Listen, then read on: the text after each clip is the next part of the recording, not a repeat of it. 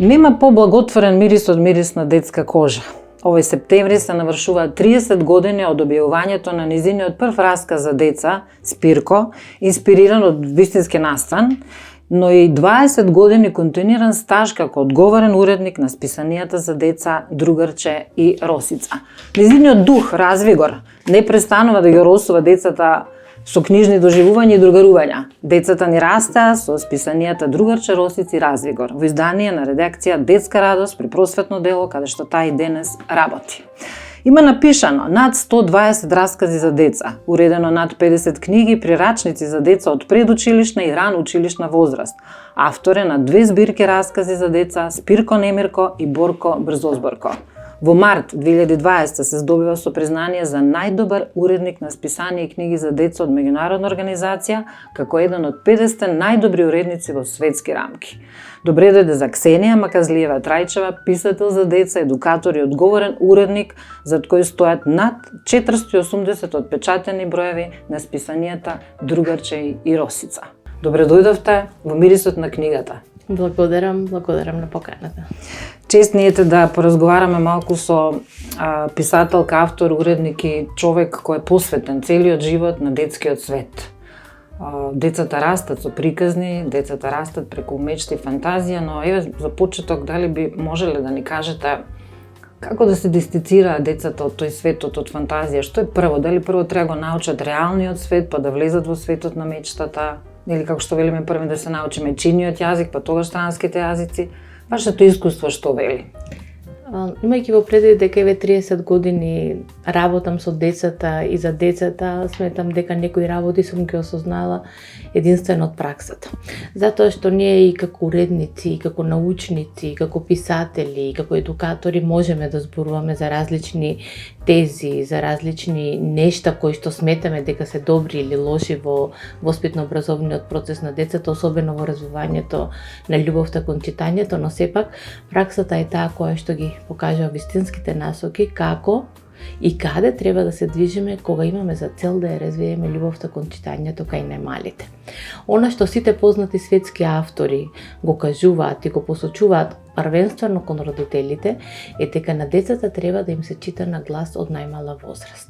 Од најмала возраст да го, како што кажате вие во најавата, нели, мирисот на детската кожа, она кога прв пат ќе станеме родители или прв пат ќе бидеме во контакт со децата и тој нивен мирис е толку опоен и толку близок до нас и толку природно се чувствуваме кога детето не е во раце, но верувајте дека чувството уште побаво и поприродно кога ќе го земете детето во крило и со отворена книга или сликовница почнувате да го осознавате светот, затоа што обкружувањето на детето во четокот е домот, нели? И тоа е многу тука детето нема многу видик што и како се случува надвор од домот, од просторијата, меѓутоа книгите се тука да го отворат прозорецот кон надворешниот свет. Затоа е многу важно да се избере вистинската книга за вистинската возраст или вистинското списание за вистинската возраст. Децата имаат фантазија неограничена. И она што го добиваат од надворешниот свет, преку телевизија, преку интернет, преку YouTube, преку сите тие електронски гласила, да ги речеме, кои што ми се пристапни кај нив знаат да направат и мала забуна, не само во она што е фантазија, што е реално, меѓутоа и во јазикот. Затоа што денеска на децата им се достапни содржини на сите можни светски јазици. И често родителите имаат, нели, пракса да им пуштат било каков цртан филм или анимирана серија која што ликовите зборуваат на некои од странските јазици. Па тука се појавува и друг проблем. Децата не можат да го совладат говорот, затоа што за еден ист поим слушаат неколку различни зборови, па не знаат кој е тој што треба да го усвоиме или кој е тој што е артикулацијата им оди отежнато, така, и тука имаме проблеми и затоа и логопедите се најгласни во овој развоен период, затоа што во списанието Росица постои прилог за родители кои што им се обраќа токму нив на родителите во тој прв развоен период, тоа прво петолетие, нели како се вика, првите 5 се најважни на свет. Да, верувајте дека логопедите се најгласни затоа што имаат проблем во зборувањето, правилниот говор и изговор првенствено на мајчиниот јазик. Так, артикулација, дикција. Да. Затоа е многу важно сите родители да знаат дека прво се учи мајчиниот јазик. Значи не е големо постигнување ако дете на 3-4 години ви брои на англиски на 10. Да, окей е тоа, секако. Меѓутоа за детето тоа нема значење. Ниту е гениалност, ниту Тоа е за него символика, он ги гледа броевите и символично ги прима. Не ги прима како нивната вредност. Меѓутоа, кога детето ќе свати на македонски јазик што значи од 1 до 10, тогаш полесно ќе знае и на англиски која е вредноста на зборовите кои што ги изговара. Токму затоа, границата меѓу фантазијата и реалното е многу тенка. Меѓутоа, според мене, според моето лично искуство и она што еве со години го работам како одговорен уредник во списание на менето за најмалите, сметам лично дека прво децата треба да го осознаат реалниот свет меѓу се, околу себе, за да направат некаква граница меѓу фантазијата и реалниот свет. Затоа знаете како тие кои го гледат Супермен како лета, добиваат впечаток дека и тие можат да летнат, или Спајдермен, или сите тие ликови кои што имаат надмоки. Сите ние можеби во еден момент посакуваме да имаме некоја супер моќ за да решиме некаков проблем кој што ни се исправа во животот. Но супер моќите во реалниот свет е знаењето. Тоа е најголемата супер моќ. Ако ние ги научиме децата да читаат, да го осознаваат светот, да создаваат високи реални вредности кои што ќе им помогнат полесно да чекорат на животот, тогаш не е проблем тие да ја отворат својата фантазија и да создаваат свој свет. И оној тренд на imaginary friends, нели, замислениот пријател. И тука треба да се води многу строга контрола од родителите, затоа што секако убаво е да си имаме можеби некој пријател, тоа е всушност нашата совест, нели, ние разговараме самите со себе дали нешто сме направиле како што треба или не.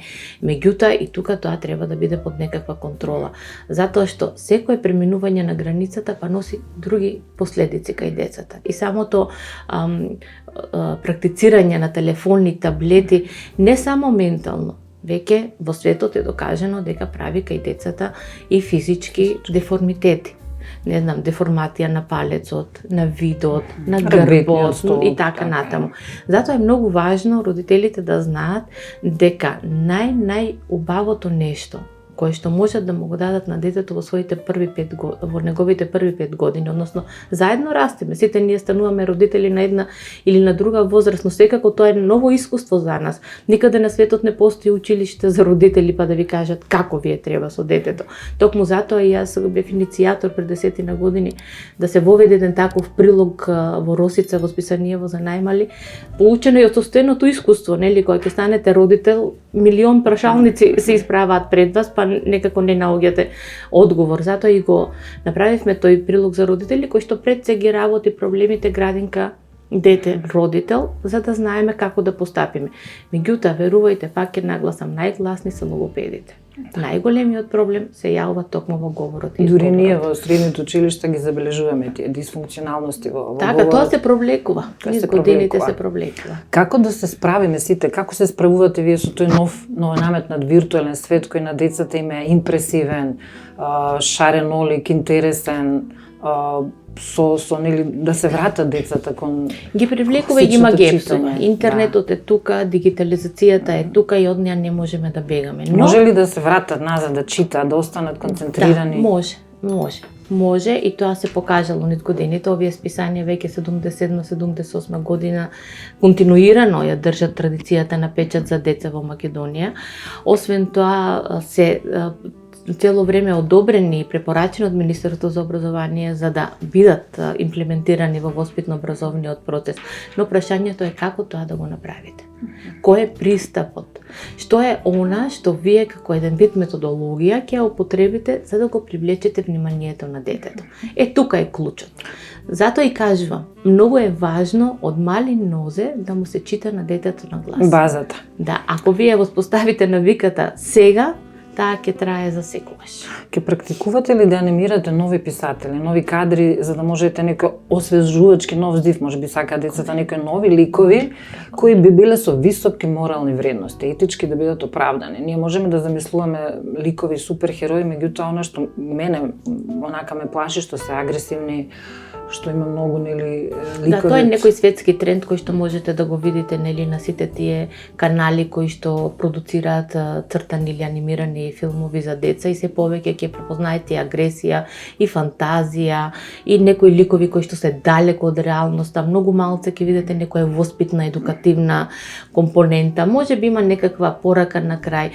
Исто е многу, например, неубаво во сите тие анимирани серии имаме брзо зборување, Да, агресивно зборување, независно дали се наши или странски. генерално. Тоа децата ги вознемирува.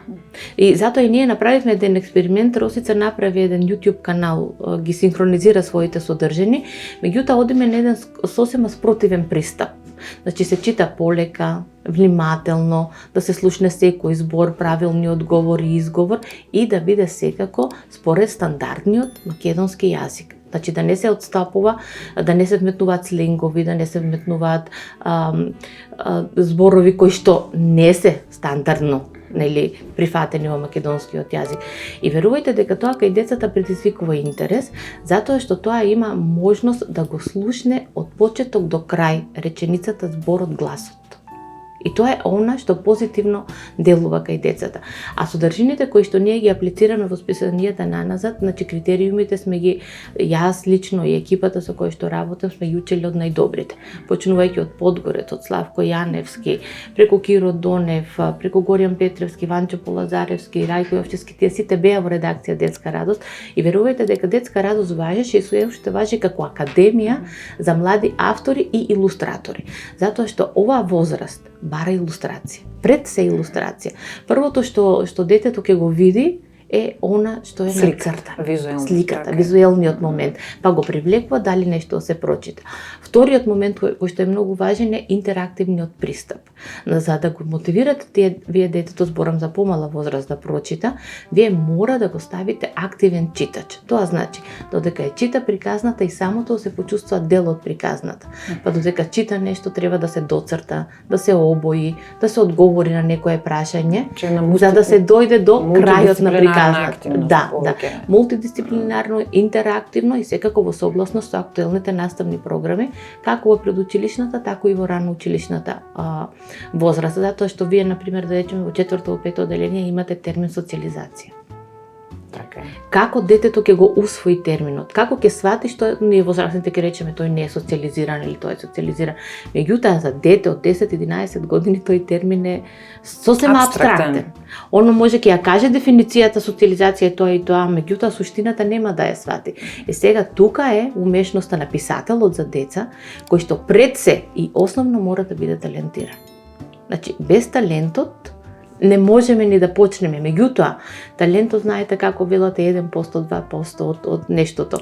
Другото е работа. Трудот, работа. Така. Значи, пишувањето за деца, писателството за деца бара посветеност, целосно.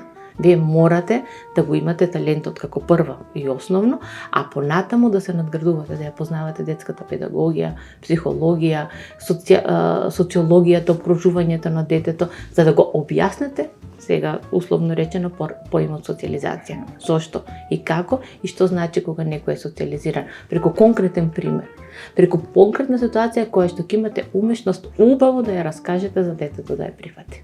Убаво ни кажавте, Ксенија, еве за крај можеби вашиот прв порив.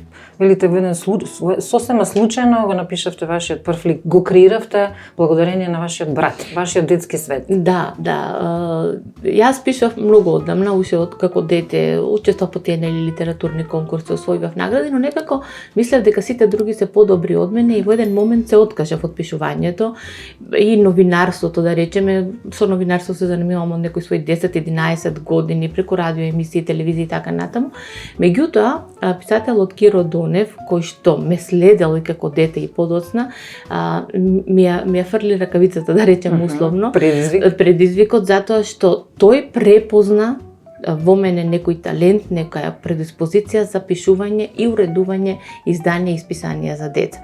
Значи, виновникот, ако можем така да го наречеме, токму тој, кој што ми го даде предизвикот, јас така го напишав првиот расказ пред 30 на години, буквално од земен, пресликан, препишан од моето детство и од мојот брат како главен лик. Меѓутоа, стихозбирката Спирко Немирко содржи анегдоти и од моите деца, и од моето детство, и од деца кои што ги знаме, ги ги познавам, меѓутоа Спирко ликот останува нели од првиот до последниот расказ тука како еден носечки лик од првата до последната страница, иако секој расказ си е приказна за себе.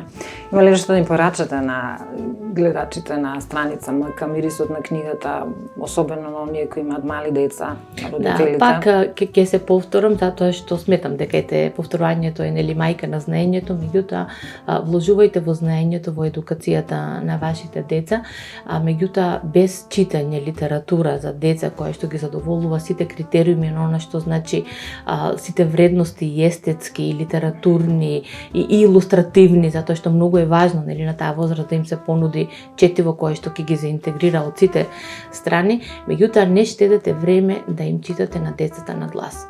Ако тоа го правите првите 5-6 години, подоцна тие самите ќе го прават тоа. Дури ќе имат и навики на помалото братче или сестриче да му читат на глас и да му кажат колку е важно да се чита. А бенефитите доаѓаат подоцна. Можеби не веднаш, но понатаму знаете дека ќе имате деца кои што се најсилни и најмокни затоа што ќе знаат. Ви благодариме на учеството, еве што ни подаравте оваа ваша волшебна библиотека, мини библиотека, останува порака, читете им наглас на вашите деца, затоа што единствениот повратен капитал и добра инвестиција се нашите деца. Останете на YouTube страница МК.